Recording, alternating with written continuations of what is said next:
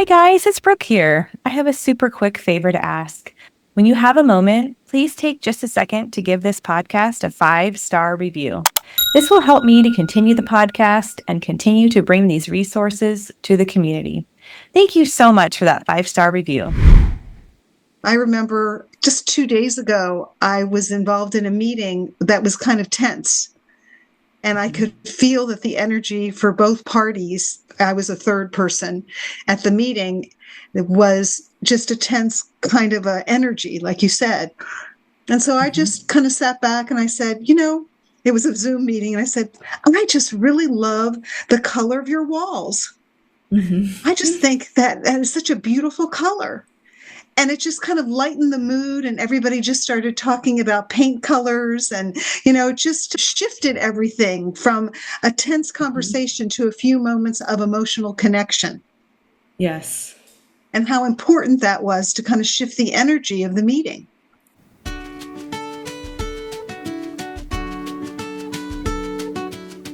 Hey there, it's Brooke, and welcome to Finding Hope on the Spectrum, where I have heart-to-heart conversations with parents, professionals, and autistic individuals sharing personal insight and life experiences. Together, we dive deep into supports, programs, and stories that offer inspiration, insight, and most importantly, hope for the neurodiverse community. Before we begin with today's topic, please take a moment to like, share, and subscribe to this podcast. And if you know someone who this would be helpful for, please pass it along. Remember to always stay curious, be kind, and have an open heart. All right, I am having Gail Ludwig back today. I'm so excited to have Gail back. For those of you who have not listened to her other episodes, please go back and listen to them. They're fantastic. And I'm going to introduce her for those of you that don't know Gail, and we'll get started. We're talking about co-regulation today, and this is a big thing that we do a lot in our work, and so we're excited to talk more about it. So Gail Ludwig is an RDI program certified consultant and a licensed speech language pathologist, graduating with a master's in speech pathology in 1982. She has been a practicing speech language pathologist for over 40 years. She received her RDI certification in 2008. Presently, she primarily works as the executive director of RDI services for TAG in San Diego, California.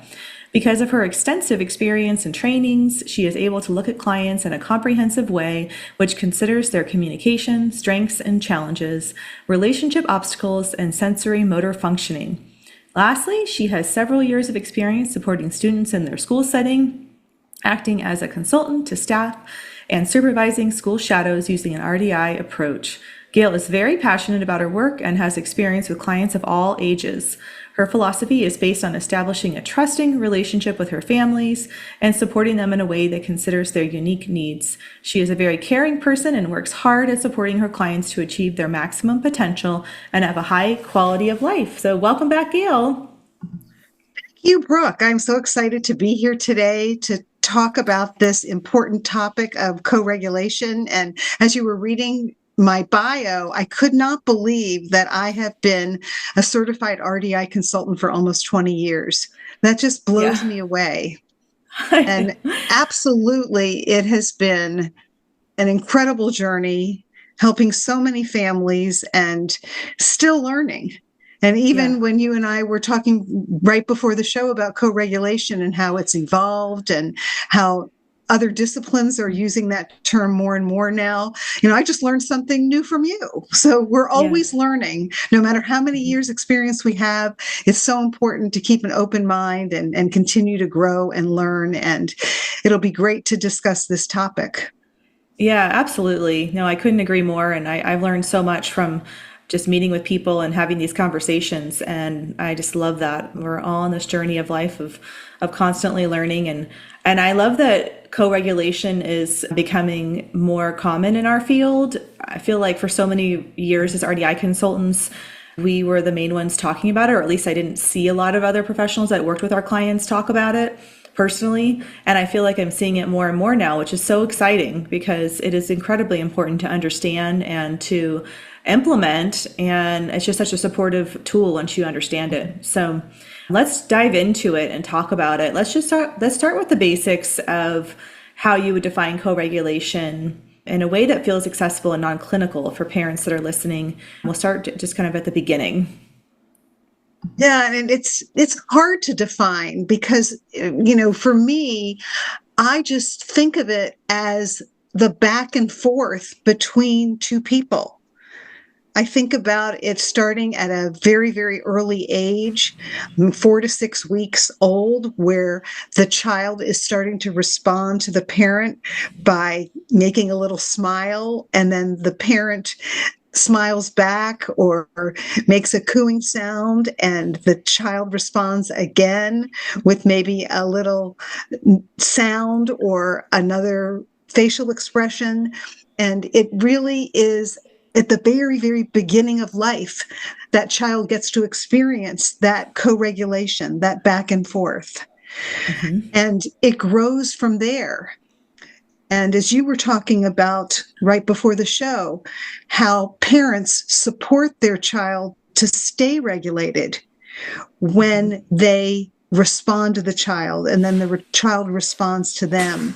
And they feel comforted by the parent's state of regulation and the way the parent is connecting with them. Yeah.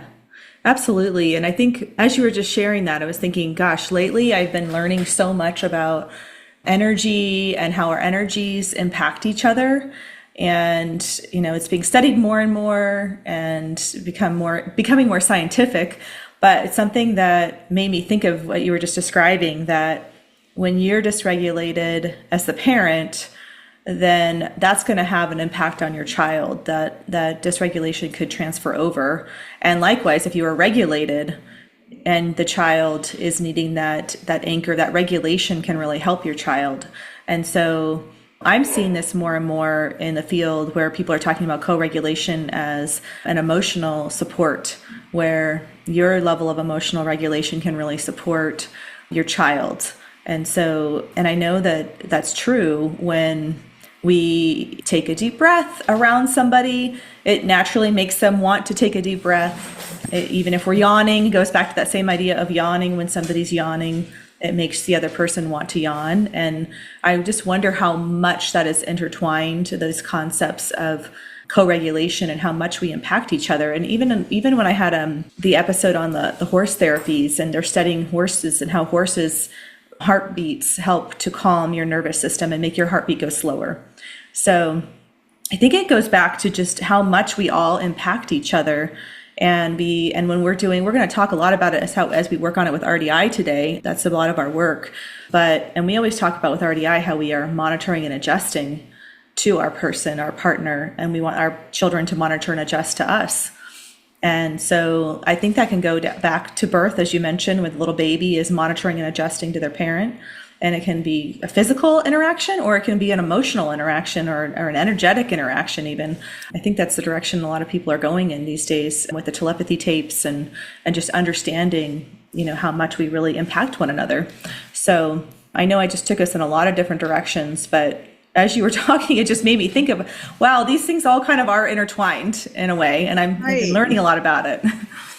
Well, I had a lot of thoughts based on what you just said, but I want to bring it back to self-awareness and the fact that it's important that we be aware of how we impact others.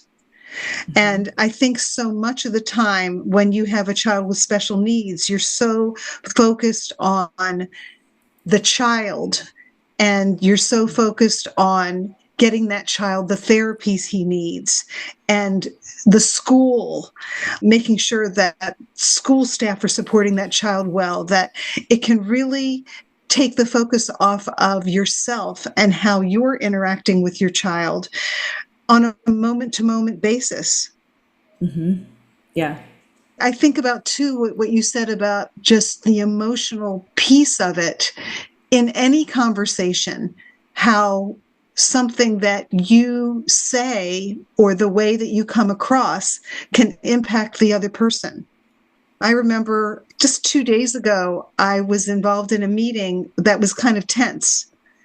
And I could feel that the energy for both parties, I was a third person at the meeting, it was just a tense kind of energy, like you said.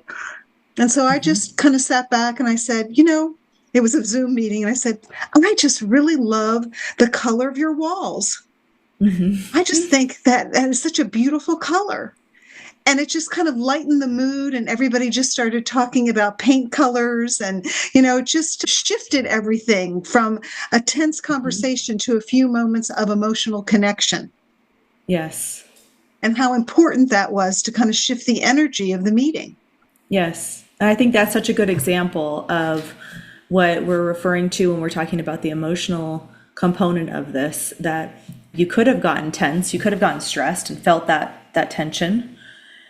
But instead, you chose to stay regulated yourself, and then to focus on helping them to kind of shift their emotional state by shifting the energy to something a little bit lighter, a little bit more pleasant. And then if they in turn were able to then soften and become a little bit more relaxed and a little bit more regulated in their nervous system, then they were co-regulating with you. Exactly. And that's the power of the impact that you can have on someone else. Yeah.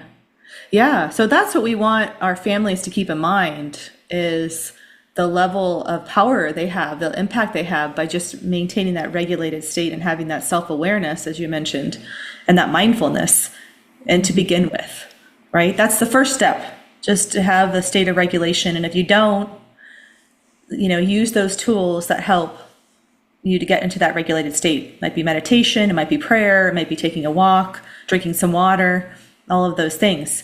But that is step number one, because if you don't, you can have the adverse reaction that you transferring that stress and that tension over, which is what we don't want to do when we're trying to support our kids with autism. So, I think that kind Absolutely. of really encapsulates that emotional co-regulation system. And then let's talk about more of the physical aspects that we talk about in RDI when we're looking at co-regulation, and how we are supporting our clients to successfully participate within an interaction in a way where they don't need a lot of direct prompting, because we don't want to use those direct cues. We want to use those indirect cues and provide opportunities where they can choose to join and know how to participate because of their own thinking. Well, that was also a lot of information, Brooke. And so, in RDI, we start by teaching families about how to establish co-regulatory patterns. And so a co-regulatory pattern is where the child has a role in conjunction with the parent's role. And it is framed at first so that meaning that the parents think about what role to invite the child to take on and what role they're going to have in conjunction with them. And I think a very important point is inviting. We are not forcing, we are inviting. And sometimes it's better to give the child a choice of roles if a child is, kind of seeking some sense of control or agency. But on the other hand, some children benefit from just knowing what their role is going to be, because that decreases the uncertainty for them.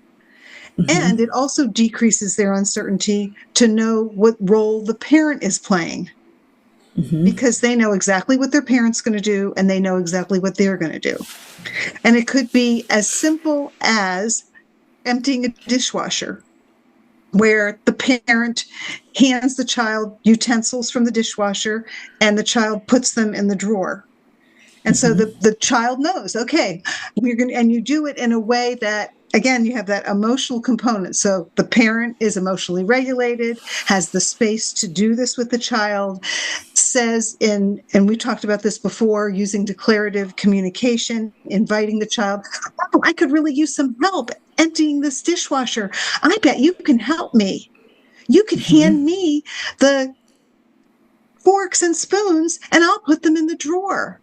That would be so great for us to do this together. And if the child accepts the invitation, then you've got it going. Yeah. And that creates the shared focus between the parent and the child. And we always say it's not about the activity. It's about doing something together that achieves that shared focus to give the child a chance to adjust to the parent's actions, because the parent may be putting their hand out first in one place to receive a utensil, and then maybe in another place to receive the utensil. So the child has to make the adjustment always to reference or look at the parent to see where to hand them the utensil. And I know it might be hard for someone who's never heard about this before to imagine this, but the important thing is first establishing the pattern between the child and the parent, with each of them having roles in conjunction with each other, and then to give the child the opportunity to make adjustments to the parent's actions. Yeah. So let's talk about the importance of the invitation, because there's so many components there that we could flesh out of that example. Yeah. And I think it'd be good to kind of step by step it. So why do we invite instead of placing a demand on the child? Well, because we want to give the child the opportunity to decide to join, instead of saying, you're going to do this right now, because that puts pressure on the child. And we want to give that child the freedom to decide to join. And at times, if the child doesn't join, and you taught me this years ago, Brooke, that you basically say, oh, it seems like you're not ready yet. And you just acknowledge that they're not ready, and then you try again later. Yeah. That's okay. Yeah. We can try later. Yeah. One thing I've been doing a lot lately with clients is adding to that and saying, I know that next time you're going to be ready. I believe in you. And, I forgot that part. Yes. Yes. That's right. That's the important part too, because that shows that you have faith in them, that they will be ready to join. Yeah. And I think it's so important. Yeah. I mean, to have that self-identity and to understand that somebody else believes in me goes so far for any of us. Any of us have a mentor that believed in them. You know, it gives you that anchor and that foundation to be like, okay, I wasn't ready, but I will be, because they believe in me. And I think that it's so important that what we want is for our kids to want to participate, not to do it out of compliance, but we want them to want to because it feels good and they feel competent. And then when you feel that, then you want more and you're ready for more opportunity. And I think that's just part of our natural human, response to life when we're given the right level of challenge. And so, I think that's another reason why we invite, because we want to give them that chance to see that it feels good and that they are going to be motivated then to do it again and to do it even harder next time or try something new next time. Absolutely. And I do want to say that our work, a primary focus is helping that child trust the parent. So the more the parent says, I believe in you, I know you can do this, if you can't do it now, I know you'll be able to do it next time. Eventually, over time, that child begins to trust what their parent is telling them. Yes, which is huge, right? When you have that trust, then your child's going to be more open to those invitations or open to receiving that support when things may go, unplanned and kind of feel a little uncertain. The parents they're going to have that trust that they can rely on their parent for that support. And that goes a long way. The other thing you mentioned that I want to talk about is variations. You didn't use the term variations, but you gave an example of it. So let's talk about what we do with variations and why we do it within our co-regulatory patterns. Okay, well, first and foremost, we live in a dynamic world. We don't live in a static world. And so therefore, when we are doing these activities with our children, we don't want to do them in a static way. We want to do them in a dynamic way. And dynamic means always changing. And so therefore, within these patterns from the very beginning when we start, we always want to introduce variations. There's a lot of ways to talk about variations, but what I was describing is just a variation in placement. So what that means is, again, I'll describe that the parent will hold out their hand in different places. Maybe up high, maybe down low, maybe just right at the child. There also can be variations in speed where you can start by doing it slow, and then you can say, yeah, we can do this faster. Let's see how fast we can do it. Yeah. And now let's see if we can do it in slow motion. So again, you're having the child adjust to the variations. And it's also more motivating for the child than to just do it, rote, where he doesn't even have to look at the parent. And he's just without even looking, handing the utensils out of the dishwasher to the parent. Yeah, absolutely. Doesn't and that even gives that require referencing. Right. Well, I think that's so important because that wouldn't necessarily be co-regulation then, right? If they're just rotely handing it over and there's no thought process, because the co-regulation goes back to having to monitor and adjust to your partner and make adjustments based on what you notice. That is so true. And you just think, I've thought over the years of times when I have consulted with day programs or schools, and when I've observed and I've seen activities carried out in a static way, and not only does it not give the child a chance to make an adjustment, or sometimes the adult, it also is boring, very boring. Yeah. And so sometimes parents or teachers will wonder why their child isn't motivated, and they could just be bored. And, I often say we shouldn't use the word the child is bored, but in this case, it really fits. Because it is boring when there's no variations. Yeah. And I think that's such a significant point, because it can be easy to say, oh, the child's just not interested or they don't feel like it, when actually there's a lot you can do to make it where it is interesting and it is something they would be motivated to want to do. And so it's empowering once you understand it. And you can really, add those interesting variations. And I also think one thing we haven't really talked about that is so important is the engagement, that, focusing on the connection, the emotional connection throughout the experience, that also drives that motivation. And we talked a lot about that before in the other episode. So I want to have you share a little bit more about that, the value of engagement. Yeah, sorry, I interrupted there, but I was just thinking about the difference between physical and emotional engagement. And so the first thing you're doing is you're framing the activity so that the child is physically engaged and you have that shared focus. But what is critically important is also to get the emotional connection established. And the emotional connection comes from making it fun. Just by experience sharing. Oh my goodness, there are so many forks and spoons in here. Where did all of these come from? I can't believe we used all of these in one day. And then it gives the child a chance to respond, and the child might just look at you and smile, or he might say, I remember I actually used 4 spoons this morning. And you say, 4 spoons for one meal? That's crazy. And then it results in a back and forth communication. There are so many times when I've met with families and talked to parents, and the parents say, my child doesn't talk to me. That's why I have to ask him a question, and then he finally will give me an answer. Sometimes he'll answer me and sometimes he won't, but otherwise there's no communication between us. Well, that's because you haven't achieved a shared focus through doing things together, because that's when true communication happens. Yeah. Well, and it gives the child the anchor and that focus to understand how to respond. It's meaningful. It gives them some context in that moment because they're actively participating within that pattern. And then they have something to potentially, to share about. And it makes sense. And it is a great way to work on communication. And I think it's so important to mention that so much shared focus and shared communication can happen non-verbally.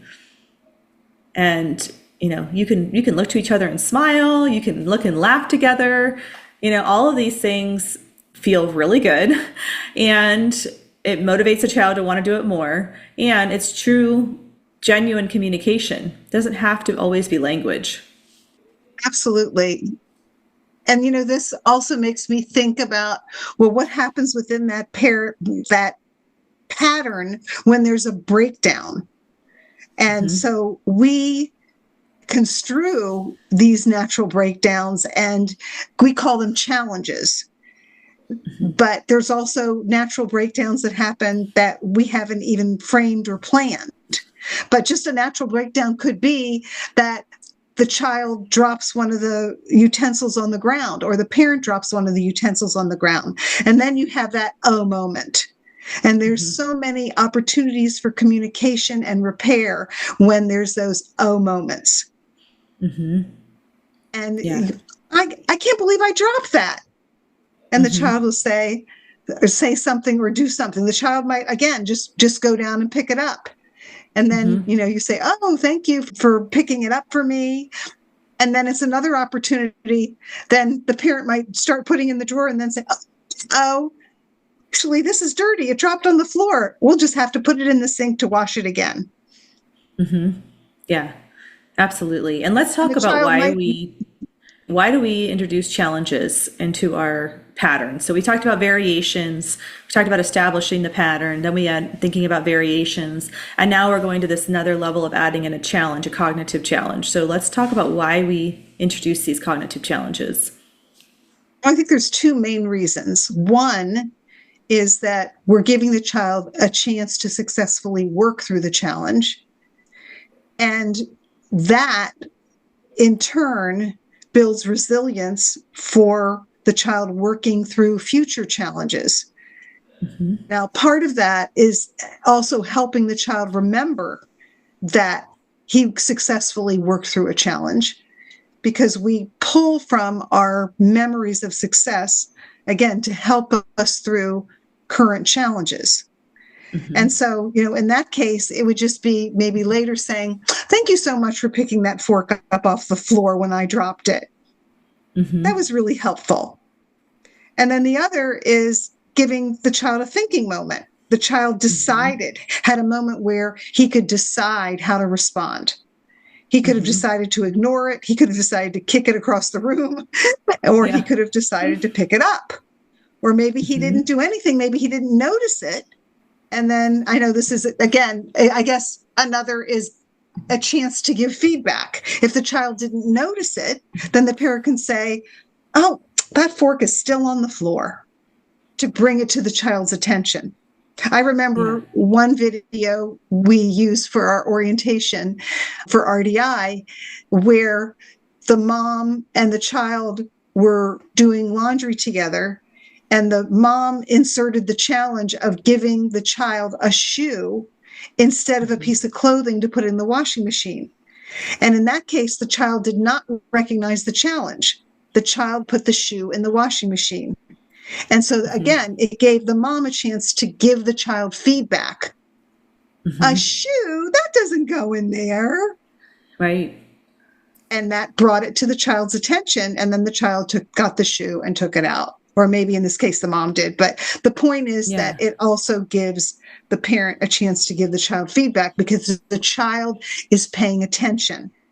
Think about how many times you're trying to give your child feedback and they're not paying attention. The activity, the structure of the activity helps achieve that shared focus so that the child is paying attention to the feedback the parent is giving them. This show is brought to you by Therapeutic Approach to Growth. Therapeutic Approach to Growth helps families with relationship and behavioral needs. Their holistic programs are individualized to honor and respect each family and their autistic son or daughter's sense of self through programs such as relationship development intervention, naturalistic ABA, and animal-assisted services. If you're finding yourself frustrated or discouraged with your current behavioral programs and would like to see more long-term meaningful growth for you and your family, then contact TAG today at www.tagforgrowth, that's TAGFORGROWTH.com, to learn more about how to schedule a consultation or how they can offer you the help your family needs, whether in person, remotely, or in a school setting. Again, that's www.tagforgrowth.com.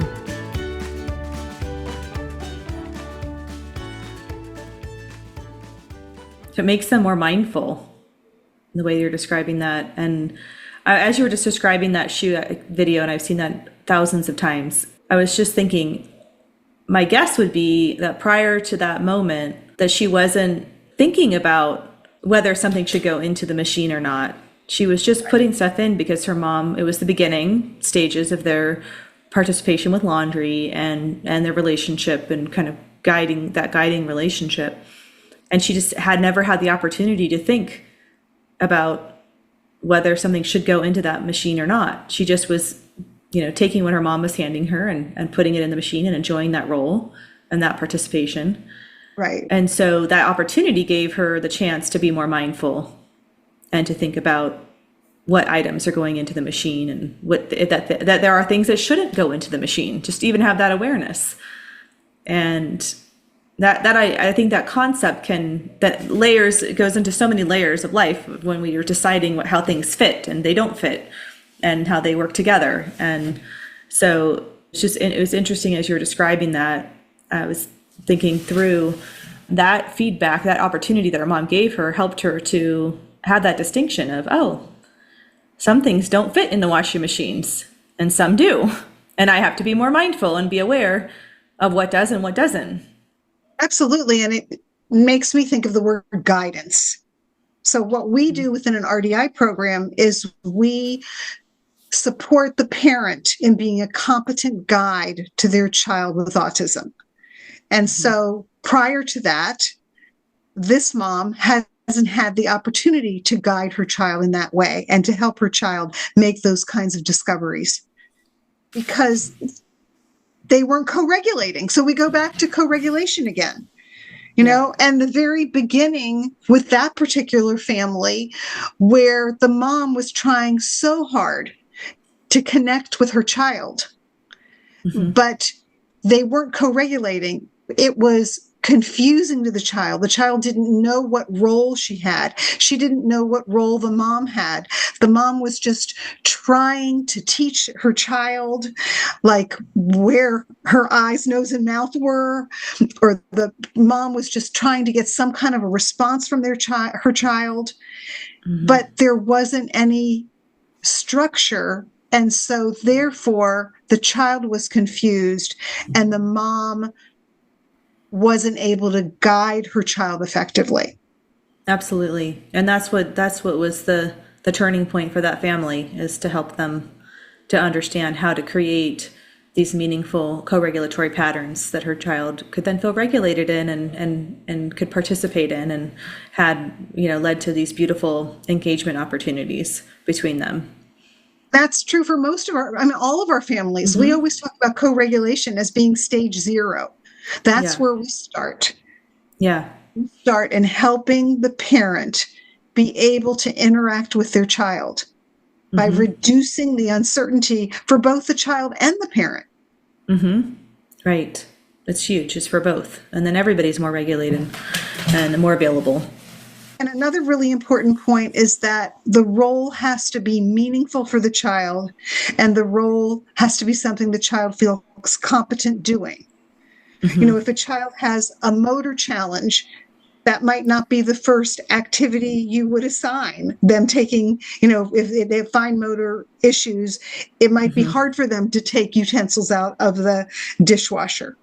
Right. So you pick something else that they can do easily motor-wise so that they don't have two challenges at once. That's something else that you taught me a long time ago, Brooke, that it's important not to give the child more than one challenge at a time. It's going to be challenging enough for the child to decide to accept the invitation and participate. You want to make sure the activity itself is something the child can do, or the action is something that the child can do easily. Right. Yeah. And sometimes I would say that's another reason why the child doesn't participate. And we were talking about them being bored. Another reason we see a lot is there's too many challenges at once. And so it's overwhelming and they just don't feel competent participating. And so when we reduce the one level of challenge of, whatever it is, that the motor planning or sensory component, whatever that may be, the language component, then you can see an increase in that participation following. And that gives us feedback on, okay, well then that was too challenging, so that this seems like the right level of challenge. And I think it's so important. As simple as just rolling a ball back and forth. Mm-hmm.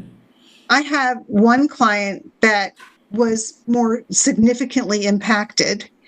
And I remember he was sitting on the couch and I was sitting on the floor because he really didn't understand what a pattern was.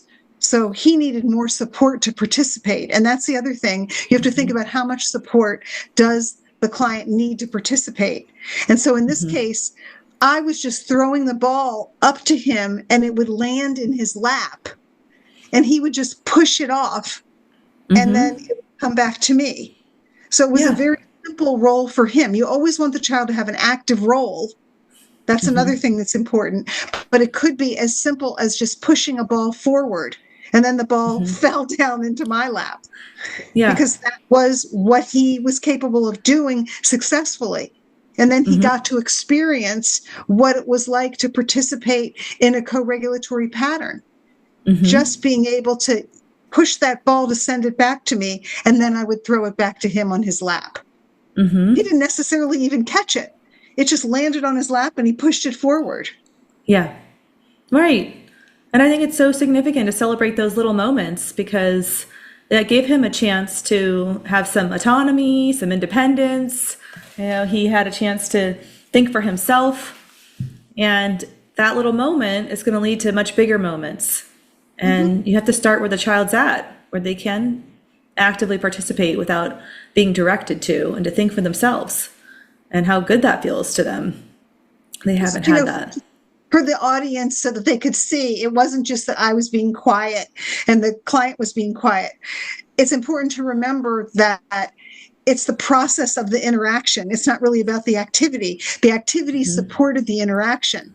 So I would be saying things like, ready, set, go, and throw the ball.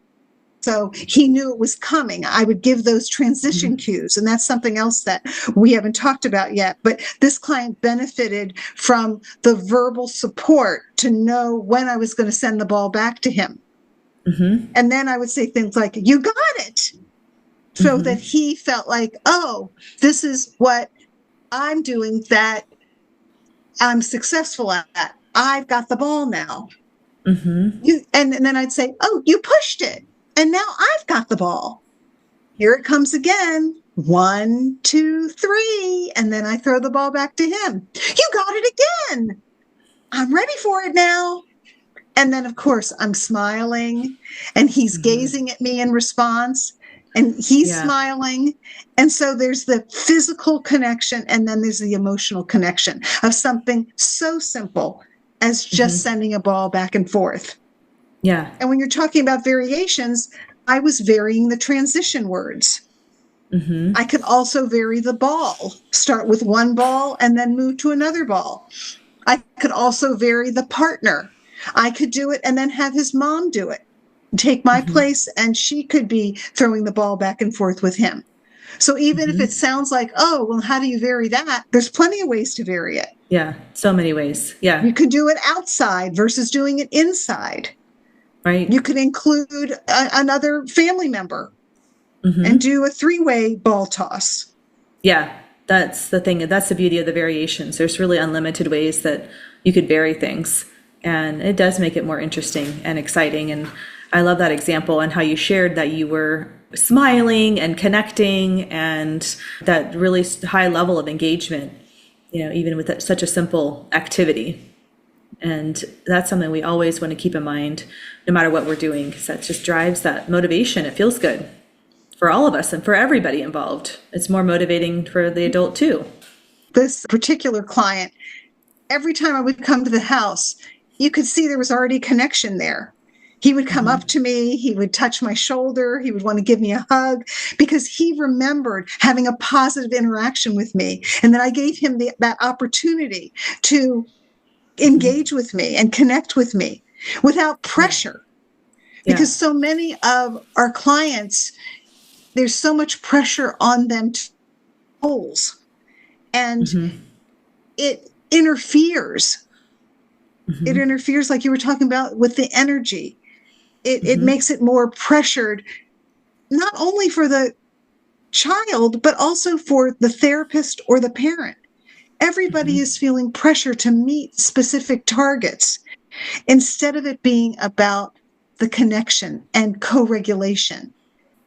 Yeah, well, let's talk about that. I think we want to talk a little bit about, for professionals out there, and even for parents too that are, chatting with their child speech therapist or OT or PT, whoever it may be, your teacher, and for the professionals listening. I think, what do you suggest for those professionals that have this set of goals that they feel they need to accomplish with the child that is not necessarily targeting these kinds of things? What do you suggest in those scenarios? Well, the first and foremost, before a therapist goes into any session, and I remember that I started this way back when I was doing my fellowship year, you have to just have that mental set. Take a moment to take that deep breath and calm your entire body. And remind yourself to slow down, because nothing's going to happen if you're rushing. And then the second thing is to establish that connection, to establish that back and forth.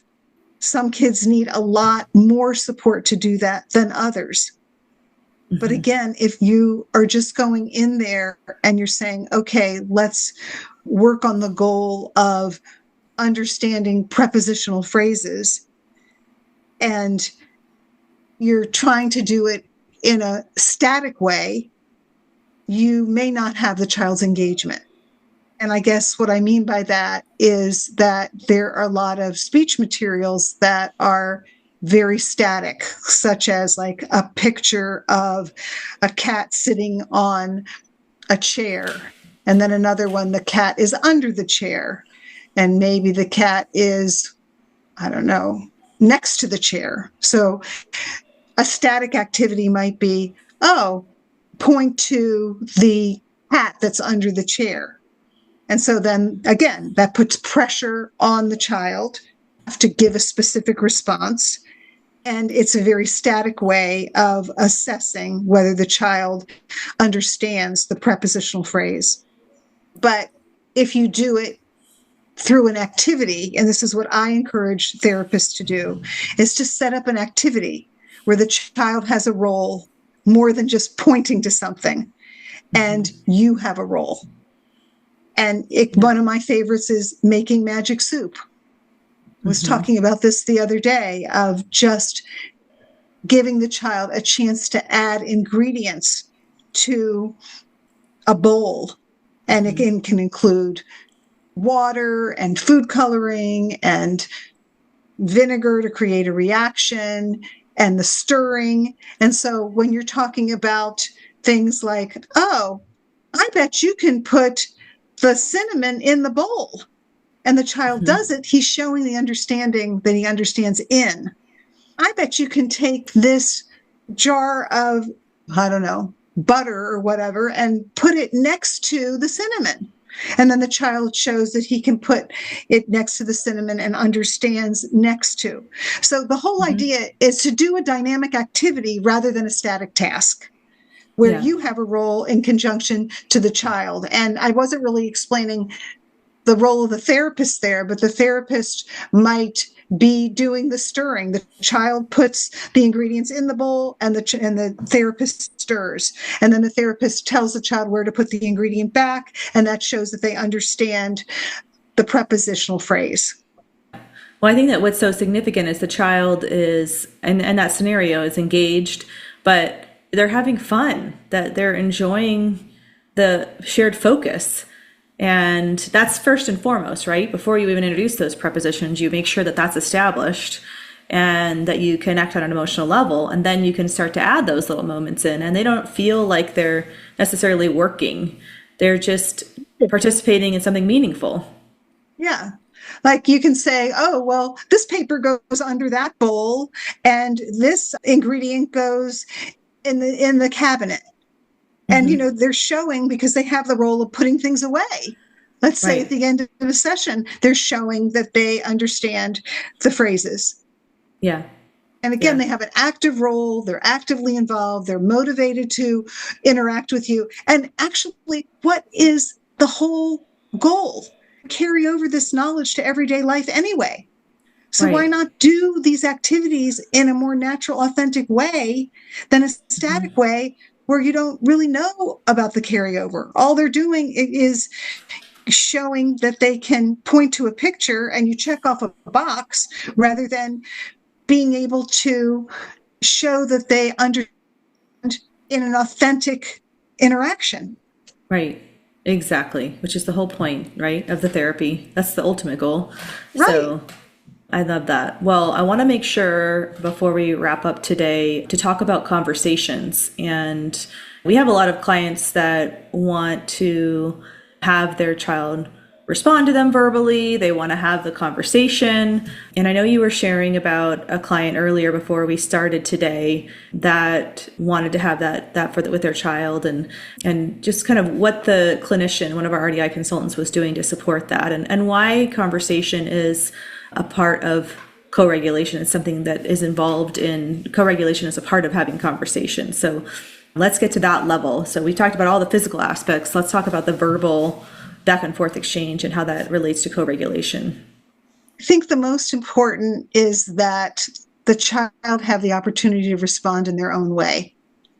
Because when a parent or a teacher asks a child a question, or a therapist, then the child gives an answer. And that's often a means to an end of communication. It's not a conversation. It's not back and forth co-regulation. We are co-regulating today while you and I are having this conversation.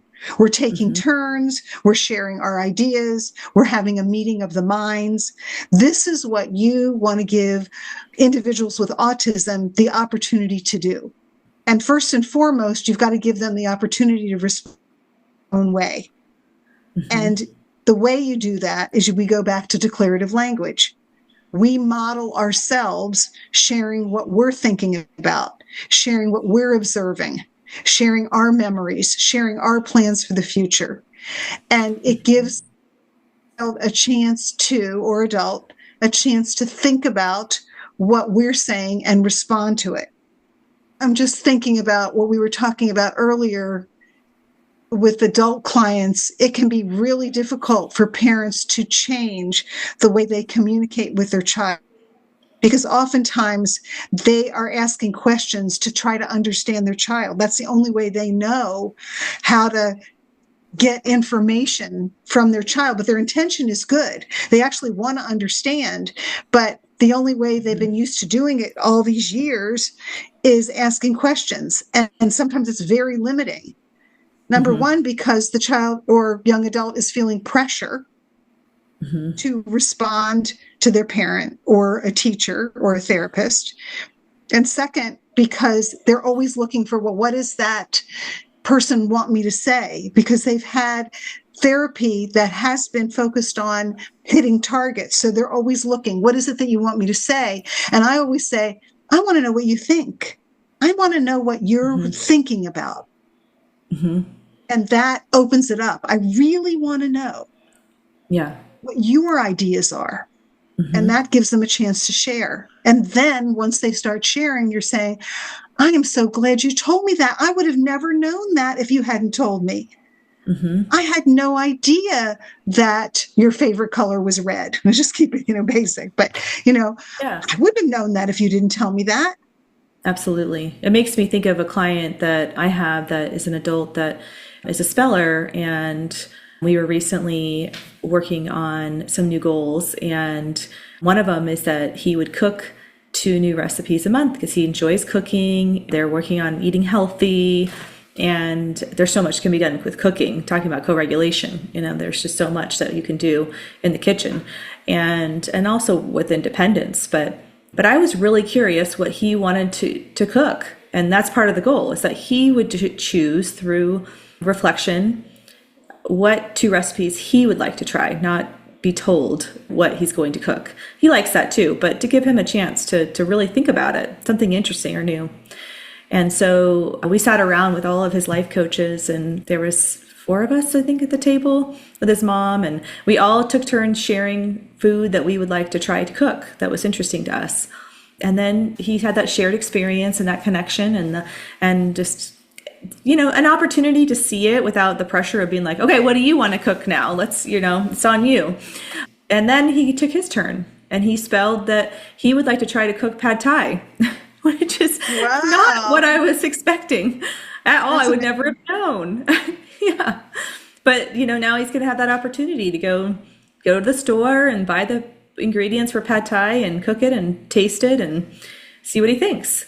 So that shared, and in that moment, we were all co-regulating through conversation, and he was observing, and then he had his opportunity to connect. And he's a speller, so he's not verbally saying it out loud, but he has so many amazing thoughts and we use that framework a lot, so that he has opportunities to really share what's going on and what he's thinking about and what he has opinions on, and it just works so well. Just really sets him up for success. And to think of how you took the pressure off of him. So not only did you model, and you just, again, we're having just this authentic conversation of sharing, but it totally took the pressure off of him. And then he decided to think about it for himself. And then he decided to share. And like you said, you were genuinely curious. And often we will use those words. I'm really curious. I'd really like to know. I'm really wondering about. So that the clients can see our perspective, that we really do want to know what they're thinking about. Yeah, absolutely. And I think it's so important when you're doing that to genuinely have that intention that you really, really want to know. Like, you really don't have something in mind that you specifically want them to say or share, that you really just want to know what's important to them. And they're going to feel that. And in this case, he has also communicated to us that he's telepathic. So I think he would know if we didn't have that. It's another layer of complexity of really staying grounded and mindful in your approach, because I know that he could potentially be reading or hearing my thoughts. And so more than ever, and I think that's true with any of our clients, more than ever, you have to genuinely just have that intention of being curious, of giving opportunity, of wanting them to feel that their opinion matters. That their authentic response is important to you, that you don't have an agenda in mind. You just want them to feel good and successful. Comes back to the relationship. And I know we're running out of time, but I just always want to make sure that parents and professionals know that in order to get the most opportunity to your client, you've got to establish that relationship with them. And they know whether it's a genuine connection or if it's a contrived connection where you have an agenda. Yeah. And it's very difficult when we have to write goals for insurance companies, and we have to meet those goals to come back to the relationship and the connection. It's very, very tough for therapists to be able to do both. But I want to leave the message that it is possible. Yeah. That if you really focus on the relationship, it's going to be surprising how much your client rises to the occasion. And you're like, and this happened to me. I'm going to digress a minute. I was working with an assistant, and we were trying to work on this verb goal. It was a goal where the client was supposed to be verbalizing verbs. And we had the activity. We were doing it within a pretend Play-Doh activity. But I could tell that I was focused on trying to meet the goal.